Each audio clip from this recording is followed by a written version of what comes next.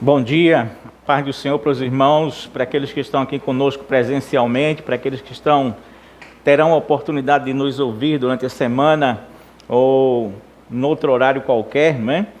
Que Deus nos abençoe. Nós estamos dando continuidade ao nosso mês de gratidão, né? Temos dedicado o mês de janeiro à gratidão, para a gente olhar para trás, para a gente agradecer as bênçãos que temos concedido, aquilo que Deus tem feito em nossas vidas. E eu gostaria hoje de começar fazendo uma pergunta, né? Ou então compartilhando com os irmãos, algumas coisas que eu estive refletindo essa semana. Não sei se os irmãos sabem, mas existem algumas pesquisas que são muito estranhas no mundo inteiro. Existe até uma premiação chamada de Prêmio Ig Nobel, IG Nobel, né? Todo mundo conhece o Prêmio Nobel, que é dado para aquelas pessoas que descobriram alguma coisa de grande relevância e que estão ajudando a humanidade de alguma forma. E existe o prêmio Ig Nobel, que é aquele prêmio que é dado às pessoas que fizeram pesquisas, gastaram dinheiro, inclusive, muito dinheiro, mas que aquilo não resulta em nada, não tem nenhuma significação de forma alguma. E esse prêmio é dado, inclusive, pela Universidade de Harvard, né? Universidade de Colômbia, etc., como uma espécie de gozação, de ironia que é feito na verdade, né? Por exemplo, alguém fez uma pesquisa sobre se coçar. Se você está com uma coceira e você fica diante do espelho e coça a coceira é do lado esquerdo, mas você coça do lado direito, dizem eles que isso aí diminui a intensidade da coceira. Então você imagina que tipo de pesquisas não são feitas, mas eles dão lá o Prêmio Nobel de Medicina, de Literatura, enfim, de um bocado de coisa para essas pesquisas ignóbeis, vamos dizer assim. Mas eu estive pesquisando outras coisas, existem outras pesquisas, como por exemplo, as 30 cidades mais estranhas do mundo. As 30 cidades mais estranhas do mundo. E eu tive a curiosidade de entrar lá para ver pelo menos as primeiras, né? Não ia perder tempo vendo todas as 30, mas pelo menos a primeira. E aqui ficou em primeiro lugar é uma cidade na Noruega, que tem um nome muito estranho, que eu não vou tentar dizer aqui para os irmãos de jeito nenhum, mas essa cidade, há mais de um século que ninguém pode morrer nela. É proibido morrer porque o cemitério está esgotado, porque os corpos lá, eles não se deterioram. A cidade é tão congelada, que os corpos eles permanecem congelados lá e ninguém tira, deixa lá. E aí essa é a cidade número 1, entre as cidades mais estranhas do mundo. Existe um site, por exemplo, que faz a eleição das pessoas mais feias do mundo. E aí você imagina os tipos e as figuras que tem lá, né? Então você acha essas pesquisas, por exemplo, no site da R7, você acha essas pesquisas na Gazeta, enfim. Procura hoje à tarde essas coisas que você vai achar muito engraçado, você vai ver muita coisa que é estranha de verdade. Mas eu quero perguntar para vocês hoje o seguinte: qual é o personagem bíblico mais estranho, mais esquisito, mais incoerente que a gente pode encontrar na Bíblia? Qual é o mais estranho servo de Deus que vocês acham que merecia esse título, essa eleição de ser o servo mais estranho de toda a Bíblia? Alguns aqui já sabem, não digam, né? Porque eu disse qual era o tema da mensagem que eu ia pregar hoje, né? Mas assim, qual seria para você esse indivíduo mais estranho servo de Deus de toda a Bíblia? Bom, eu não sei quem vocês elegeriam, né? Provável que vocês estejam pensando agora em quem seria essa pessoa. Mas eu, sem dúvida nenhuma, elegeria Jonas. Jonas, para mim, é o servo de Deus mais estranho que existe na Bíblia. Jonas, ele merece o título de, para mim, volto a dizer, e digo isso com todo respeito a Jonas, porque toda vez que eu vou pregar, às vezes as pessoas se empolgam pregando, né? Então larga a lenha nos servos de Deus do passado e esquece que um dia eu vou encontrar com esse pessoal no céu, né? Enfim, e com todo respeito eu digo que é Jonas que merece o título de mais esquisito, de mais maluco, de mais doido, tecnicamente eu diria assim, do mais esquizofrênico servo de Deus que existe na Bíblia. Não tenho nenhuma dúvida a esse respeito. Alguns de vocês podem até eleger outras pessoas, eu não consigo. A esquisitice dele começa, por exemplo, com a própria atitude dele. Aí eu digo que eu quero que os irmãos conservem suas Bíblias abertas, né? Porque a gente vai ler algumas coisas aqui hoje. Vamos tentar fazer uma leitura completa do livro de Jonas. Não uma leitura, né? Mas vamos saltear algumas coisas e pegar alguns eventos completos do livro inteiro de Jonas. Então não existe simplesmente um capítulo que a gente vai ler. A gente vai passar pelos 4 capítulos de Jonas para tentar entender essa história no seu todo. Mas a esquisitice de Jonas começa, na verdade, quando ele tenta fugir da face do Senhor, como diz os primeiros versículos aí do capítulo 1, versículo 1. Como é que alguém que crê em Deus, que é onisciente, onipresente, onipotente, pode, em sã consciência, tentar fugir de Deus? Isso é ridículo. Quando a gente pega, por exemplo, o Salmo 139, a partir do versículo 1, a gente lê assim: Senhor, tu me sondas e me conheces, tu conheces o meu assentar e o meu levantar, de longe entendes o meu pensamento, cercas o meu andar e o meu deitar, conheces todos os meus caminhos, sem que haja uma palavra na minha língua, eis que o Senhor já a conhece toda. Tu me cercastes em volta e puseste sobre mim a tua mão, tal ciência maravilhosíssima, tão alta que eu não posso nem atingir essa sabedoria, diz o salmista aqui, que é Davi, não é? Para onde eu irei? Aí vem, para onde eu me irei do teu espírito? Para onde fugirei da tua face, ó Deus? Se eu subir ao céu, tu aí estás. Se eu fizer no céu, ou seja, no mais profundo do abismo, a minha cama, eis que tu ali estás também. Então, ou lá em cima ou lá embaixo tu estás. Se eu tomar as asas da alva, se habitar na extremidade do mar, até ali a tua mão me guiará e a tua destra me susterá. Se eu disser, de certo que as trevas me encobrirão, então a noite será luz à roda de mim. Como é que Jonas, o esquisito Jonas, vai pensar, na verdade, em fugir da face do Senhor? Se eu subo ao céu, tu estás. Se eu for lá para o abismo, lá embaixo, o Seol, a morada dos mortos, tu vai estar também. Se eu for lá para a linha do horizonte, na alva, tu estás. Se for para a extrema escuridão, tu estás. Então, para onde é que eu vou fugir? Mas Jonas tem a brilhante ideia de que ele vai conseguir, para evitar realizar a missão de Deus, fugir da face do Senhor. Impossível.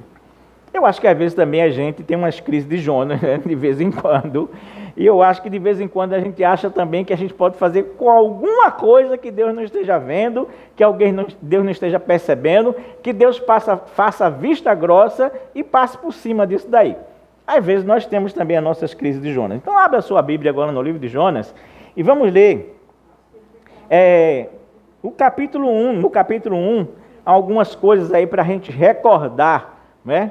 E a gente entender porque eu estou classificando Jonas como sendo o mais esquisito e o mais incoerente servo de Deus. Aliás, o tema da nossa pregação hoje é a gratidão de um esquisito e incoerente servo do Senhor.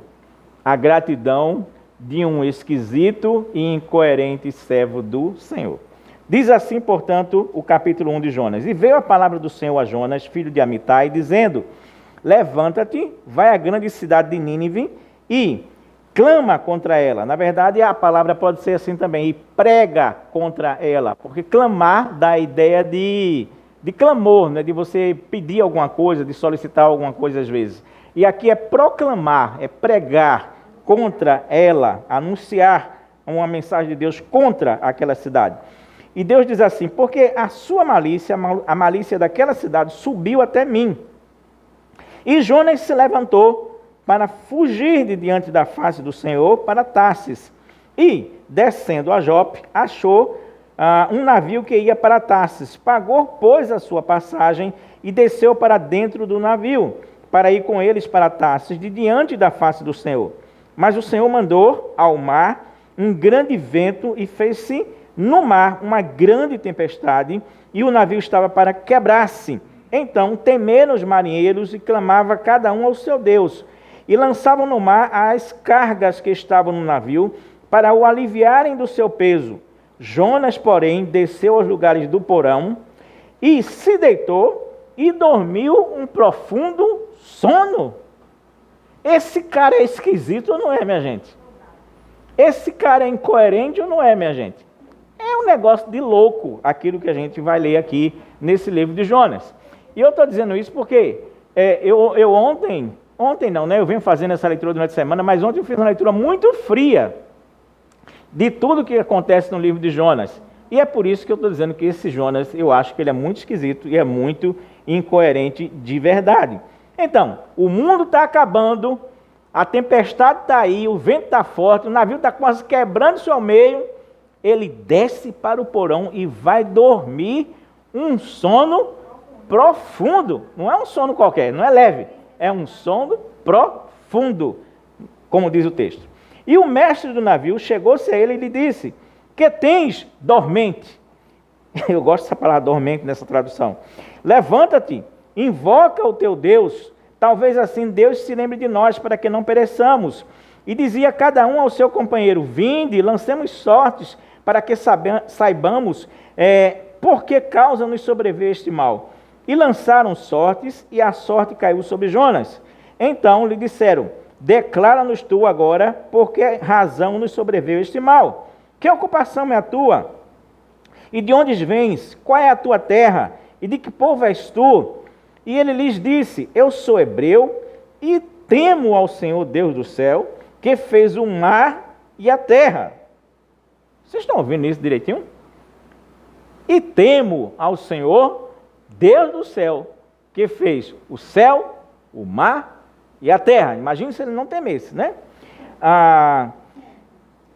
Por que fizeste isso? Então perguntou aquela tripulação a ele. Pois sabiam que os homens que Jonas fugia de diante do Senhor, porque ele já havia declarado isso anteriormente. E disseram: que te faremos nós para que o mar se acalme? Porque o mar se elevava e engrossava cada vez mais. E ele lhes disse: levantai-me e lançai-me ao mar, e o mar se aquietará, porque eu sei, por minha causa, vos sobreveio essa grande tempestade. Entretanto, os homens remavam, esforçando-se para alcançar a terra, mas não podiam, porquanto o mar se ia embravecendo cada vez mais contra eles. Então clamaram ao Senhor e disseram: Senhor, nós te rogamos, não pereçamos por causa da vida deste homem, e não ponhas sobre nós o sangue inocente dele, porque tu, Senhor, fizestes como te aprouve. Vejam que tripulação de bom senso. Perguntam qual é o motivo da tempestade, descobrem que é Jonas. Em vez de seguirem o conselho de Jonas, de dizerem assim, de dizer, me lance ao mar, eles se esforçam mais ainda para não ter que perder aquela vida. Dão um suor deles para que não aconteça nada com a vida de Jonas, mas como não conseguem, eles ainda oram a Deus e dizem assim: olha, não permitas que... A gente vai ter que fazer o que ele disse, mas não permita que o sangue dele caia sobre nossas cabeças, pelo menos, né? Nos perdoa pelo aquilo que nós vamos fazer. Então quem tem coerência e bom senso aqui são os incrédulos, né? E Jonas não, ao contrário. Enfim, o texto continua dizendo: e levantaram Jonas e o lançaram ao mar, e cessou o mar da sua fúria. Temeram, pois, estes homens ao Senhor com grande temor, e ofereceram sacrifícios ao Senhor e fizeram votos. E preparou o Senhor um grande peixe para que tragasse a Jonas, e este Jonas esteve 3 dias e 3 noites nas entranhas do peixe. Que Deus queira nos abençoar na compreensão do texto que nós acabamos de ler e do restante que nós vamos ler ainda. Ore comigo. Paizinho Santo, Deus bendito, muito obrigado pela Tua graça, muito obrigado pelo Teu amor, muito obrigado por essa oportunidade de estarmos aqui na Tua casa em mais esse domingo, dia que nós dedicamos a Ti para Te celebrar, para Te louvar, Te engrandecer, dia reservado, separado para Ti, efetivamente, Pai. Recebe o nosso culto, a nossa gratidão, recebe as nossas mãos estendidas para Ti, não para receber, mas para sim ofertar o que existe de agradecimento dentro de nós, não só pelo ano que passou, mas também pelas bênçãos que Tu nos darás esse ano, e porque Tu estarás com certeza passo a passo com cada um de nós. Usa-me como instrumento em tuas mãos nesse instante, Pai, que eu não pregue de mim mesmo, mas que, na verdade, o teu divino Espírito Santo preencha esse espaço, preencha esse lugar, fale a cada coração, seja o verdadeiro ministrador nesta hora. Em nome de Jesus nós te oramos. Amém. A gratidão de um esquisito e incoerente servo do Senhor. Já disse para os irmãos, se tivesse que fazer uma eleição, elegeria com certeza Jonas como sendo o mais esquisito e incoerente servo do Senhor. Mas quais são as atitudes, quais são as ações de Jonas que fazem com que eu chegue a essa conclusão especificamente? A primeira delas é a seguinte: Jonas, ele é um homem que vive na gangorra das vontades, da vontade de Deus e da vontade dele próprio. Jonas é um homem que vive na gangorra das vontades. Fazer a vontade dele ou fazer a vontade de Deus? Fazer a vontade de Deus ou fazer a vontade dele? É uma gangorra do início até o fim do livro, essa briga, essa luta entre fazer a vontade de Deus e fazer a vontade dele próprio, conforme nós vamos observar aqui. Todos nós, teoricamente, ansiamos saber qual é a vontade de Deus para nossas vidas. É ou não é? A gente costuma dizer assim, eu quero saber qual é a vontade de Deus. Se eu souber qual é a vontade de Deus, com certeza eu farei essa vontade de Deus e serei feliz fazendo essa vontade de Deus. A primeira coisa que o versículo 1 do capítulo 1 de Jonas diz é que veio a palavra do Senhor a Jonas e disse para ele exatamente o que é que Deus queria. E o que é que Deus queria? Simples. Jonas, levante-se, saia de onde você estiver e vá pregar na cidade de Nínive. Ponto. Só isso. E Jonas sabe qual é a vontade de Deus claramente, e qual é a coisa que ele faz? Tentar fugir da vontade de Deus. Jonas, com certeza, como profeta do Senhor, queria ser usado pelo Senhor. Mas no dia que Deus resolve usá-lo, ele resolve fugir da vontade de Deus e não realizar a vontade de Deus. Ou seja, Jonas responde à vontade de Deus com o silêncio da voz da rebeldia. Vou repetir. Jonas responde à vontade de Deus com o silêncio da voz da rebeldia humana. Ou seja, ele responde a Deus com as suas ações e não com as suas palavras. Jonas chega para Deus e diz assim, Deus, sinceramente, o Senhor está me pedindo uma coisa que eu não quero fazer. Eleja outro, por favor, porque eu não gosto daquele povo de Nínive, então me tira dessa, porque eu não quero fazer isso daí. Ele podia fazer como Moisés, né? Moisés, quando foi chamado por Deus, não disse isso. Ele chegou e disse, oh, Deus, eu sou pesado de língua, não conseguirei falar direito lá, então dá um jeito. Deus vai imprensando Moisés, até que um dia Moisés chega para Deus e diz assim, Deus, olha, manda qualquer um, menos eu. Mas mesmo assim Deus diz, não, quem vai é você. E ele vai libertar o povo do Egito. Jonas podia fazer isso. Contra-argumentar, falar, dizer, expressar, colocar os seus sentimentos, mas ele não faz isso.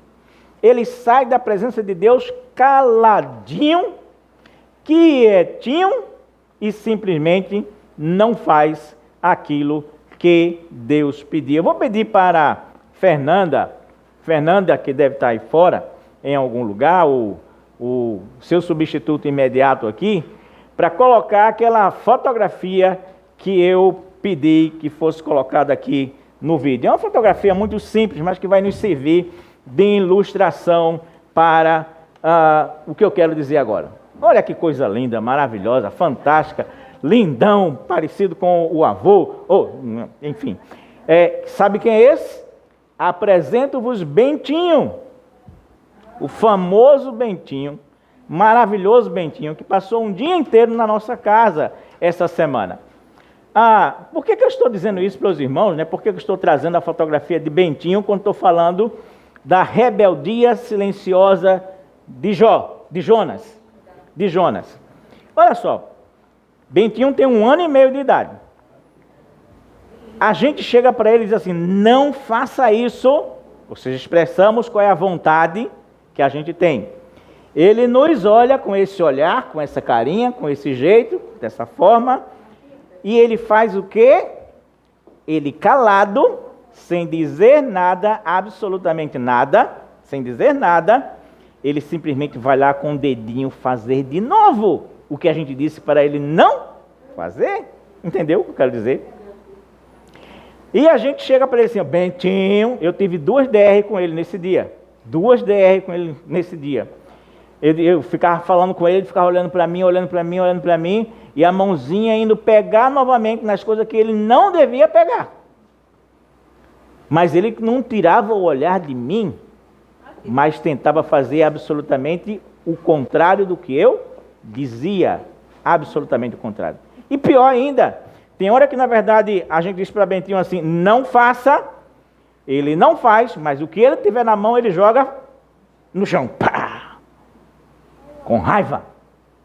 Ou seja, esse garotão aqui, de 1 ano e meio, já é um pecadorzinho nato.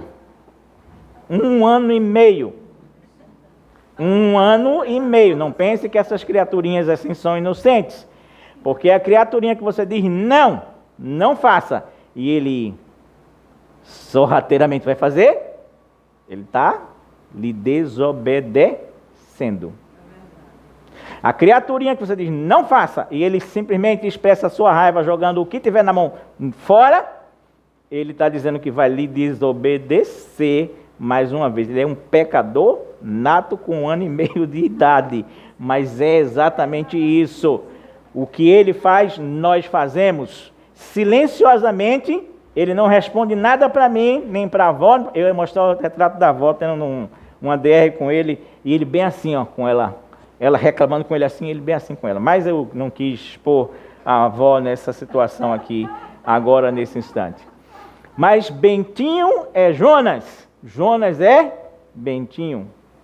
À vontade de Deus, Jonas responde com o silêncio da voz da rebeldia. Simplesmente isso. E nada mais do que isso. Ou seja, ele responde com ações e não com palavras. Se você for para o livro de Mateus, no capítulo 21, versículo 28, você vai encontrar a desobediência falaciosa. Essa que eu acabei de falar é a desobediência silenciosa, que é de Jonas. Mas a desobediência falaciosa é dessa história que Jesus conta de um homem que tinha 2 filhos. E ele disse para os 2 filhos assim, vão trabalhar na minha vinha. E o primeiro disse assim, eu não vou. Mas o texto diz, ele foi. E o segundo disse, eu vou, mas não foi trabalhar na vinha. Essa é a desobediência falaciosa. É aquela em que você diz a Deus que vai fazer a vontade dele e no fundo você não faz. É a desobediência enganosa. É a desobediência que vem do engano, quando você tenta iludir a pessoa que está pedindo a você alguma coisa. Enquanto que o primeiro filho não, disse eu não vou, mas se arrependeu e disse eu vou fazer. Jonas é o indivíduo encarregado de pregar a vontade de Deus. E é o primeiro a desobedecer a vontade de Deus. Não é esquisitice isso? Não é uma incoerência isso? Vocês estão entendendo agora a análise que estamos fazendo dessa personalidade chamada Jonas? É um camarada esquisito e incoerente. Jonas é esquisito por viver essa dualidade entre as vontades de Deus e a dele. E até o final do livro, Jonas ainda vai encontrar argumentos em favor de fazer a vontade dele e não a vontade de Deus. Todo mundo sabe aqui da história, do final da história, a cidade de Nínive se converte, não é assim? A cidade de Nínive inteira, na verdade, se converte.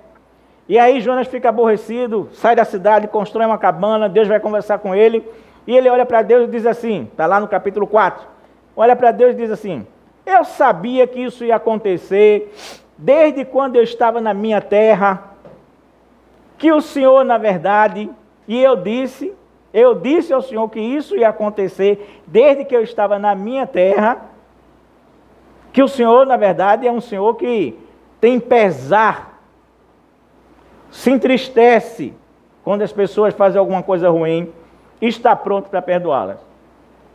Aí eu parei, lendo o livro, quando foi que Jonas disse isso para Deus? Na terra dele lá.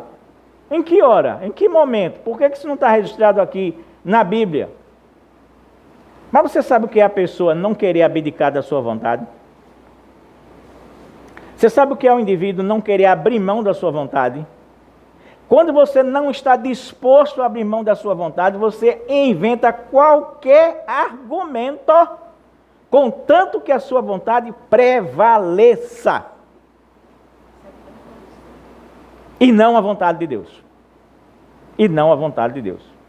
Se você não quer que a vontade do outro que está aqui perto prevaleça, você vendo e ele contra-argumentando com você, imagine a vontade de Deus que não está conversando nem batendo papo com você toda hora, a todo momento, que a vontade de Deus está aqui dentro desse negócio chamado Bíblia.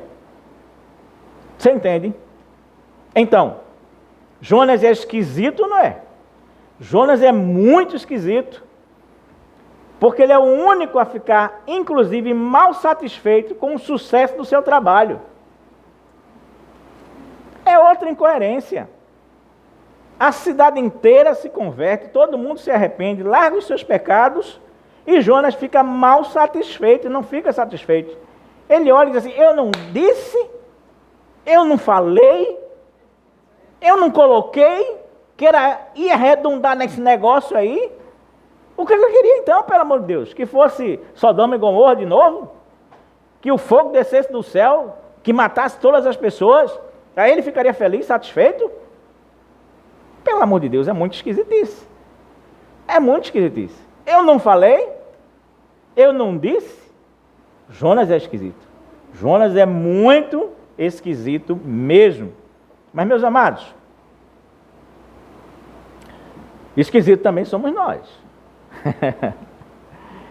Esquisito também somos nós. Porque nós vivemos nessa mesma gangorra das vontades de Deus e da nossa e de Deus e da nossa. Dizemos a pleno pulmões que queremos a vontade de Deus, que buscamos a vontade de Deus, que precisamos da vontade de Deus, que queremos obedecer à vontade de Deus e fazemos a nossa vontade na prática. Somos tão esquisitos quanto Jonas. Porque buscamos a vontade de Deus. E em contrapartida, na maioria das vezes, estamos fazendo a nossa própria vontade, disfarçada de vontade de Deus. Quero fazer uma pergunta nesse instante. Você tem buscado efetivamente a vontade de Deus em tudo aquilo que você faz, em tudo aquilo que realmente você está disposto a investir a sua vida? É a vontade de Deus que você perdoe? Sim ou não? É a vontade de Deus que você seja fiel em tudo em relação a Deus? Sim ou não? É a vontade de Deus que você verdadeiramente ame? Sim ou não? É a vontade de Deus que você auxilie as pessoas, aos pobres, os necessitados, como foi lido aqui anteriormente? Sim ou não? É a vontade de Deus que você mais dê do que receba, porque você vai ser mais feliz? Sim ou não? Tudo isso é a vontade de Deus que está mais do que clara em nossas vidas. Mas muitas vezes vivemos de uma maneira absolutamente egoísta. E não transbordante, como Deus quer.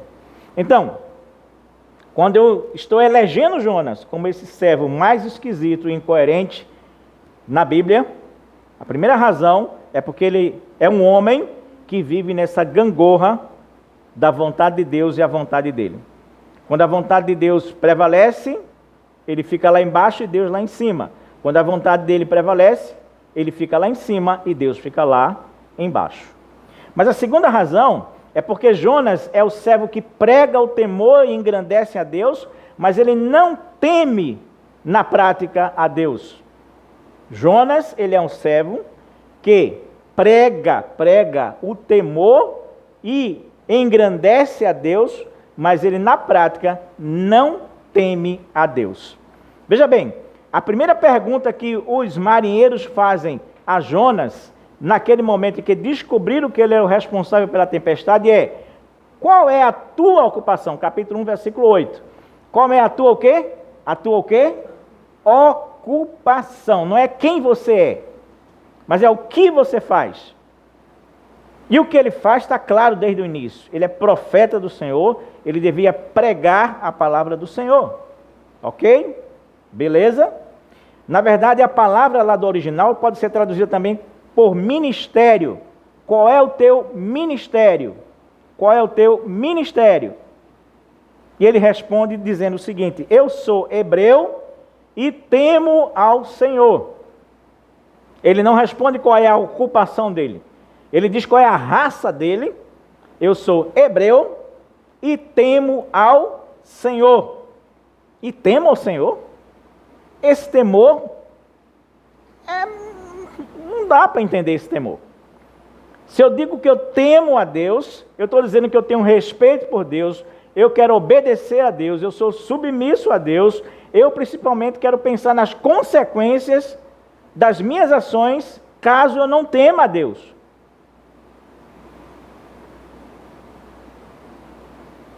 Mas ele prega para os marinheiros dizendo: eu sou hebreu e temo ao Senhor. É engraçado, como eu disse, é que nessa história, quem demonstra temer a Deus são os incrédulos, e não o crente Jonas. Os marinheiros, aqui mesmo, nesse mesmo texto, o texto diz assim, que após ouvirem Jonas, esses marinheiros temeram muito a Deus, porque entenderam que aquilo realmente era uma ação de Deus que estava acontecendo aí. Não temeram pouco, não. Diz assim o texto: grande foi o temor, grande foi o temor desses marinheiros. Duas vezes eles dizem isso, no versículo 10 e no versículo 16. No 16, inclusive, após jogarem Jonas no mar, os marinheiros fazem sacrifícios a Deus, pelo temor que tiveram a ele, naquele instante, e fazem votos a Deus. Então quem é que teme a Deus aí? Os marinheiros. Mas se você for comigo mais à frente um pouquinho, e for para o capítulo 3, você vai ler no capítulo 3 a conversão da cidade de Nínive. E Jonas, a cidade diz que era caminho de 3 dias, ou seja, alguns intérpretes dizem assim que para andar toda a cidade de Nínive você levaria 3 dias. Ele caminhou um dia pregando e bastou esse dia. E o povo inteiro da cidade começou a dizer assim: olha, esse cara tem razão, o que ele está pregando faz sentido. E olha que os ninivitas não eram assim, flor que se cheirasse, não.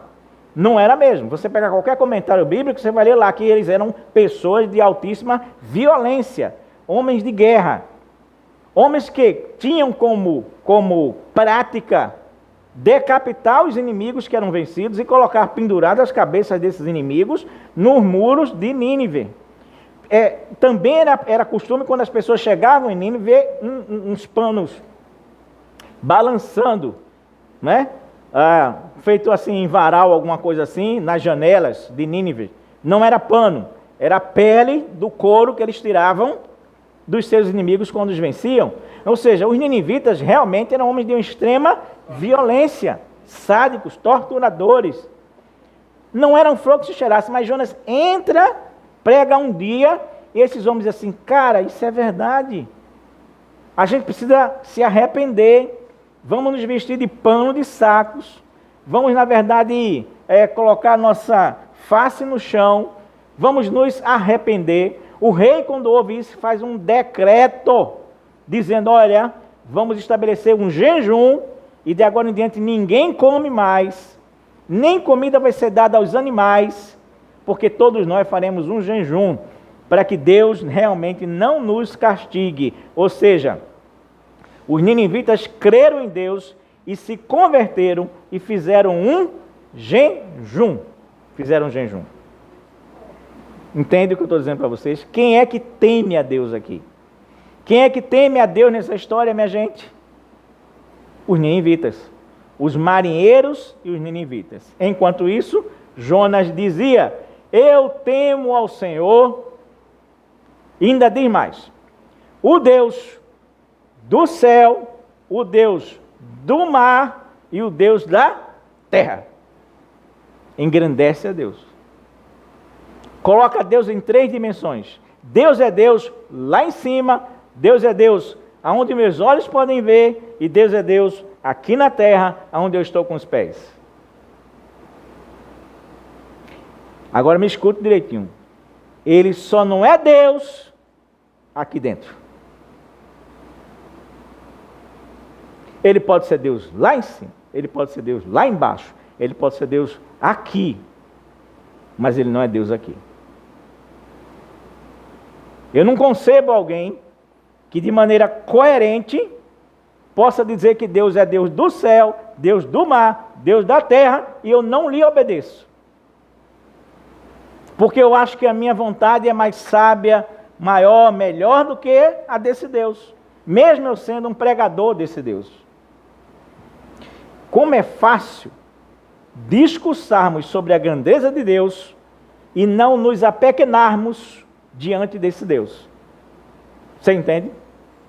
Como é fácil a gente fazer um discurso brilhante, maravilhoso, fantástico, extraordinário a respeito de Deus, Deus do céu, Deus do mar, Deus da terra, tema ao Senhor, discurso.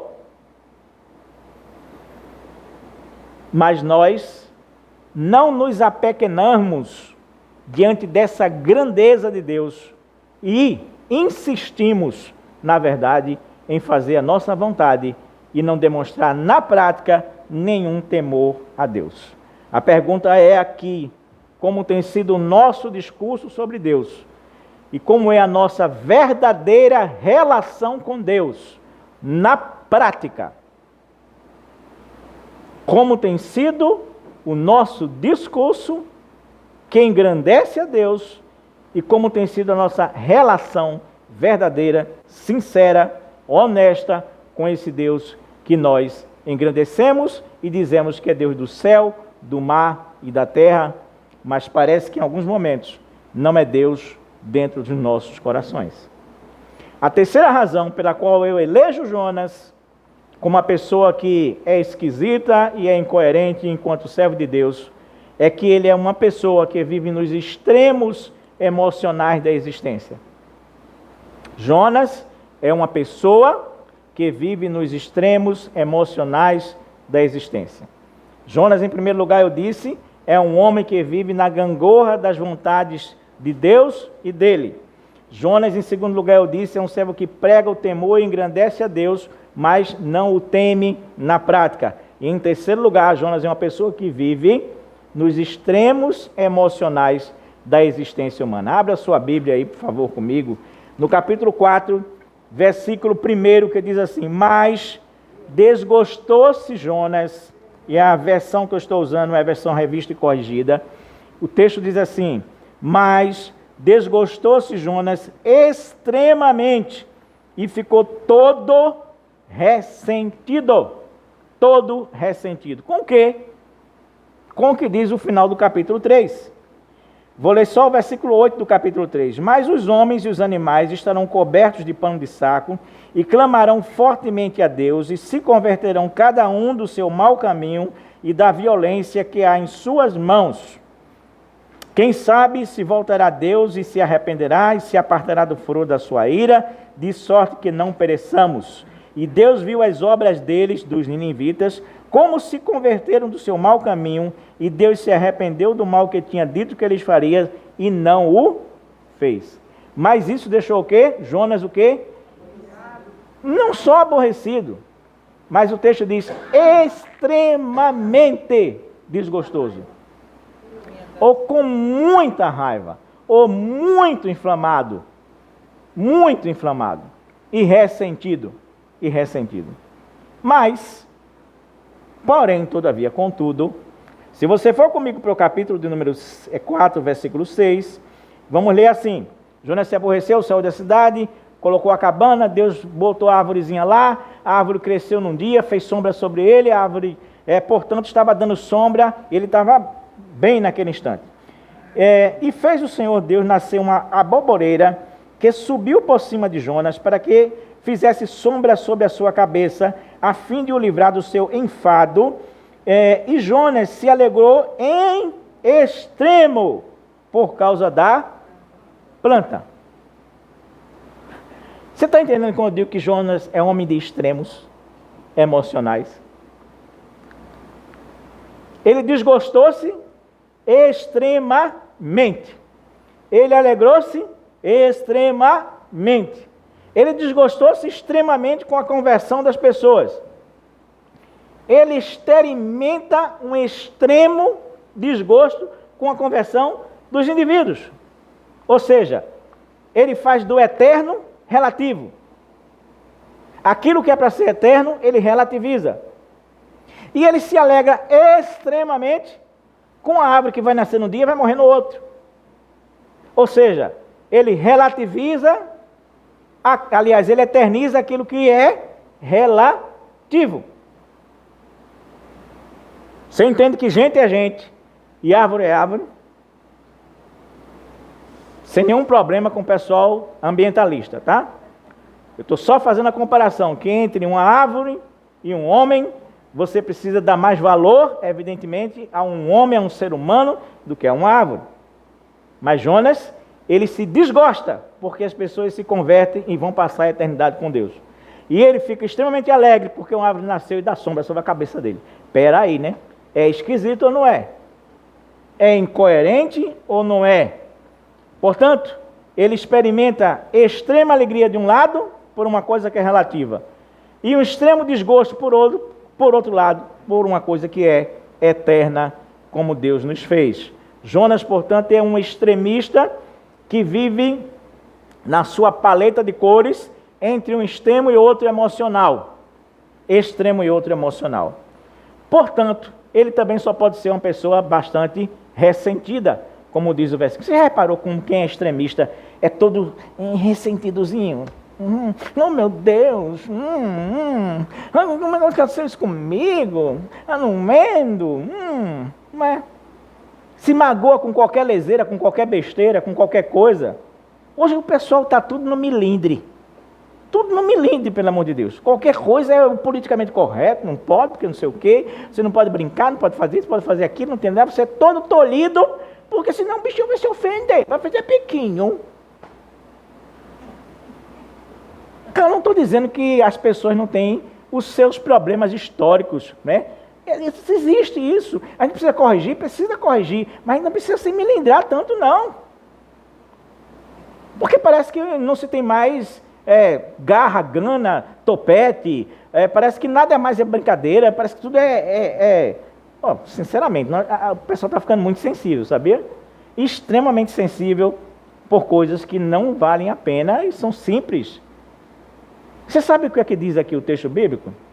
Que Deus fez soprar um vento, um bicho veio, mordeu a árvore no outro dia desapareceu, murchou, morreu, e aí o vento que passou, levou o vento suave, você vai ler aí no capítulo 4, Deus mandou um vento calmoso, ao contrário do capítulo 1, quando o vento é fortíssimo e faz a tempestade no mar. No capítulo 4 você tem um vento que é chamado de calmoso, que passa sobre a cabecinha de Jonas, e faz com que o sol bata na sua careca, possivelmente. Nada com problema com os carecas, viu? Nós vamos dizer que eu estou oferecendo o pessoal careca é gente boa, gente fina, ainda são aqueles que elas gostam mais. Enfim, mas, como a carequinha dele ardeu, ele fez biquinho. Aí Deus olha para ele e diz assim, é razoável, capítulo 4, está aí, capítulo 4, é razoável que você fique desse jeito, Jonas? E Jonas responde, é justo que eu fique assim, enfadado, aborrecido. É justo. Deus pergunta, é razoável? É razoável? Você tem razão de fazer isso? Ele responde, é justo sim que eu esteja aborrecido desse jeito. É um camarada esquisito, sim, por natureza. Ele se ressente com a extrema bondade de Deus. e ele se incomoda com um pequeno incômodo do sol batendo na sua cabeça. Quantas vezes nós não somos assim também incoerentes, dessa maneira e dessa forma? Muitas vezes a gente se incomoda com a graça de Deus que está atingindo outras pessoas, pelo amor de Deus. Deus está abençoando o irmão fulano, meu Beltrano, deu ciclano, deu um carro novo para ele, deu um emprego legal, o cara tem saúde, faz não sei o quê, blá, blá, blá. Aí, às vezes a gente fica assim, também, não sei o quê. Aí acontece uma leseirinha com a gente, dá uma topada, meu Deus do céu, eu topei aqui. Não estou dizendo que as pessoas não têm problemas sérios. Eu acho que nesses últimos 2 anos, o que mais nós tivemos foi problemas seríssimos de morte, de doença, de problema, de dificuldade. Enfim, temos. Mas às vezes a gente vai fazer biquinho porque levou uma topada. Não dá, não dá, não dá. Enfim, a pergunta que fica no final desse terceiro ponto é: temos reclamado e feito biquinho, dado milindres pela leve brisa que está tocando a nossa cabeça? Para os irmãos refletirem. Quero concluir dizendo 3 coisas aqui para os irmãos. Primeira delas, quando olhamos para a história de Jonas, ele parece um homem que luta contra a natureza. Você já reparou isso? Jonas luta contra o vento, Jonas luta contra a tempestade, Jonas luta, na verdade, contra o mar, Jonas luta contra o peixe, Jonas luta contra o sol. Você está entendendo que parece que a natureza é contra ele? Na verdade, Deus está fazendo a natureza ser contra ele, para que ele não culpe ninguém. Não são os marinheiros, não são os ninivitas, ninguém faz mal a ele, as pessoas não fazem mal a ele. Mas sim, a luta dele é contra a natureza. O vento, a tempestade, o mar, o peixe, o sol. Mas no fundo, a luta de Jonas é contra a natureza humana dele mesmo. A grande luta de Jonas é contra a sua própria natureza humana. Ele não quer mudar.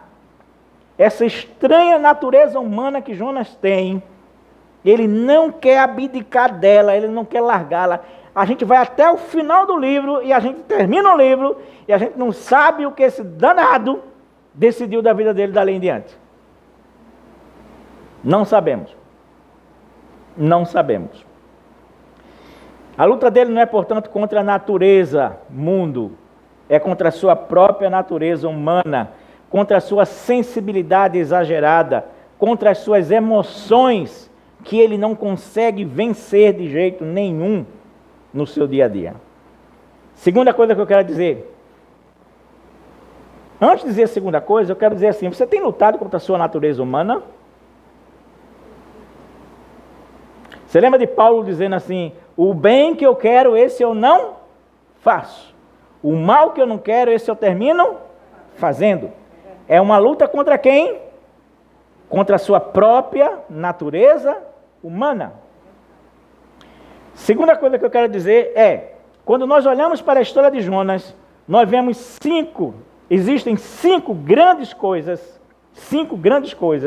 que se apresentam aí. Primeiro, o texto diz no capítulo 1, verso 4, um grande vento. Nesse mesmo versículo diz assim, uma grande tempestade.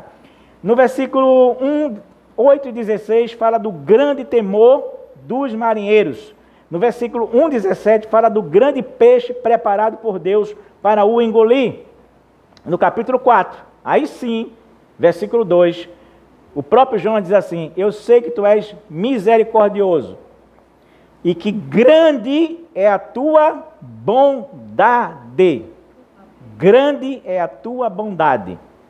Grande é o vento, grande é a tempestade, grande é o temor dos marinheiros, grande é o peixe, grande é mais ainda a bondade de Deus para com os ninivitas, para com o próprio Jonas e para com cada um de nós. E eu diria assim: grande, grande, grande, grande, grande é a paciência de Deus com Jonas, comigo e com você, e com cada um de nós. Com cada um de nós. porque nós somos tão esquisitos e tão incoerentes quanto Jonas o é. E a gente não pode apontar o dedo para Jonas de forma nenhuma. Terceira coisa que eu quero dizer para os irmãos é que se eu tivesse de terminar o livro de Jonas, eu terminaria esse livro com o capítulo 2 e não com o capítulo 4. Esquisito, né? Esquisito agora sou eu, né?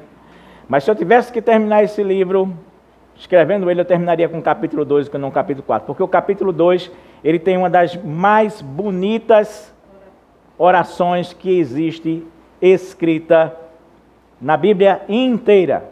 Inteira. É maravilhosa essa oração de Jonas, quando ele fica simplesmente amarrado na camisa de força que é o ventre do peixe.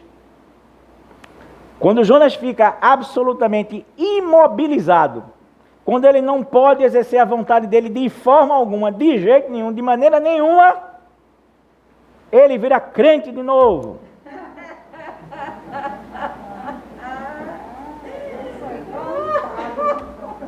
Mas só quando o danado não pode nem se mexer, aí sim, ele volta-se para Deus de novo. Aí eu quero destacar duas coisas apenas desse capítulo 2. A primeira delas é quando a gente lê assim, capítulo 2, versículo 2. Na minha angústia clamei ao Senhor e Ele me respondeu. Vejam só que expressão agora. Do ventre do inferno gritei e tu ouvistes a minha voz. Do ventre de onde? Do inferno eu gritei e tu ouvistes a minha voz. Essa é a voz do desespero. Essa é a voz da angústia. Essa é a voz de quem realmente está totalmente imobilizado e não pode fazer nada a não ser orar. Como ele diz, clamar e gritar. Só isso e nada mais. Essa é a voz do desespero. Mas a segunda voz que tem no capítulo 2 nessa oração, ela se encontra no versículo 9. No final da oração ele diz assim: mas eu te oferecerei sacrifício com a voz do agradecimento. O que voltei pagarei, do Senhor vem a salvação. No início da oração é a voz do desespero, é o grito que vem lá do fundo dos infernos, dele naquela hora. Mas no final, é a voz da gratidão, é a voz do agradecimento. Infelizmente, muitos de nós só agradecemos quando estamos no inferno e saímos do inferno pela graça de Deus para ter uma vida novamente. Muitos de nós, enquanto a vida está boazinha, está tudo tranquilo, está tudo maravilhoso, a gente não expressa a Deus nenhuma gratidão. Eu imagino que os irmãos estavam esperando onde é que eu terminaria em gratidão aqui, né? Porque eu preguei tudo isso, não falei de gratidão nem um instante. Mas a gratidão está justamente aqui. Por isso que eu digo que, se eu tivesse que terminar o livro, eu faria essa esquisitice. Eu trocaria o capítulo 2 pelo versículo 4, para, na verdade, terminar com a voz do agradecimento, com a voz da gratidão. Jonas finalmente confessa que precisa ser grato a Deus. Até ele mesmo, esquisito e incoerente, ele reconhece em algum momento que precisa ser grato a Deus. Nós aqui precisamos reconhecer constantemente que temos necessidade de agradecer a Deus permanentemente pela bênção da normalidade, por aquilo que Deus tem feito por nós, por Ele ter nos tirado de situações tão angustiantes e tão precárias e tão difíceis. Que nós possamos deixar que sempre a vontade de Deus prevaleça em nossa vida. Que nós possamos temer a Deus de verdade. Que nós possamos realmente, de verdade, com coerência, com toda a coerência possível, não sermos pessoas de extremos emocionais. E que possamos ser gratos e gratos ao Senhor, no nome de Jesus. Amém.